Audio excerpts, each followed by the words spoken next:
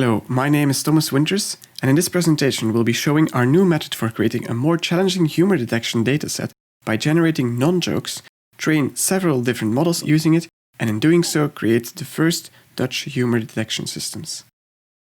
So when we think about humor, we usually see it as an intrinsically human thing. Not only does every known human civilization have some form of humorous artifacts, but also humans are the only known creatures that perform and appreciate humor.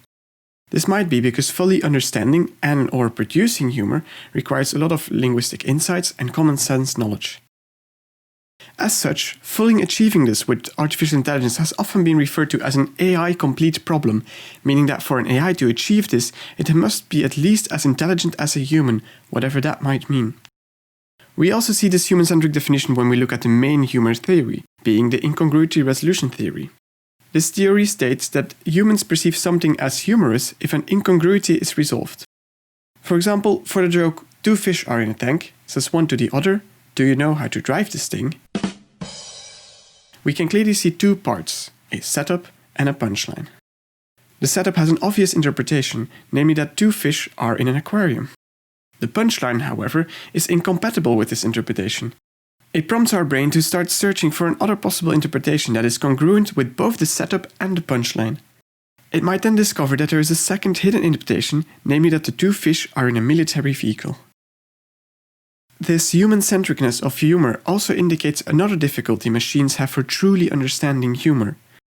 Not only do they need to know that there are two mental images possible for this text, but also that these mental images are not too hard or too easy for a human to understand, as this would cause the text to lose its humorous value. This confirms that a lot of linguistic insights and common sense knowledge is necessary to automatically understand a joke. This leads to the question, can current natural language processing technologies already deal with this? Well, in the last couple of years of NLP research, we've seen a surge of transformer models. These are pre-trained on large corpora and have internalized much knowledge of language and of the world and could provide a step in the right direction for the mentioned humor problems. Most notably, the GTP2 and GTP3 models are able to complete textual prompts, whereas the BERT model is able to classify any text sequence or tokenize such a sequence.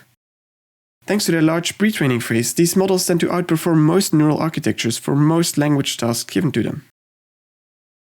These models are not just made for English, by the way. We recently trained our own Dutch version called Robert, which vastly outperforms many other neural networks and generally also outperforms other BERT models, especially on smaller datasets. Like most BERT models, we trained this using a large unlabeled corpus for the target language. In this case, a 39 GB corpus of Dutch text.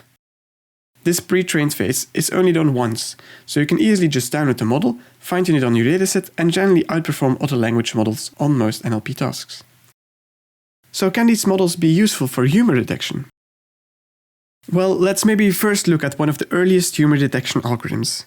It used handcrafted word-based features and evaluated the system on one-liners versus several other types of text, such as news headlines, sentences from a standard corpus, and proverbs. It did already achieve quite high scores, such as 97% accuracy on distinguishing jokes from news. However, if we think about it, their contrasting corpora were completely different to jokes. News headlines and proverbs obviously use much different words with completely different frequencies than jokes, and tend to have globally different structures and lengths. So one might wonder if this can truly help us detect humor, as defined in the Incongruity-Resolution Theory, and get us closer to detecting the presence of multiple interpretations. We just want to create a new type of humor detection dataset where the negative examples had the same global structure and used the same words as jokes. A key observation here is that jokes are fragile. As soon as some important context words are missing from the joke, the humor tends to completely disappear. This is also clear when you look back to the Incongruity-Resolution Theory, as missing words can cause one or both of the interpretations to not be established. To achieve such a dataset, we use the dynamic templates algorithm, which imitates text by replacing the main context words from a base text with words from another joke that have the same part of speech tags. This algorithm was initially created for the most popular Belgian Twitter bot Torsbot. This bot automatically imitates the somewhat philosophical tweets of our former rector Rick Dorfs and turns them into more nonsensical texts. We thus assumed that it also worked well for generating nonsensical non-jokes that use the same vocabulary and structure as real jokes. Here you can see some of the generated jokes.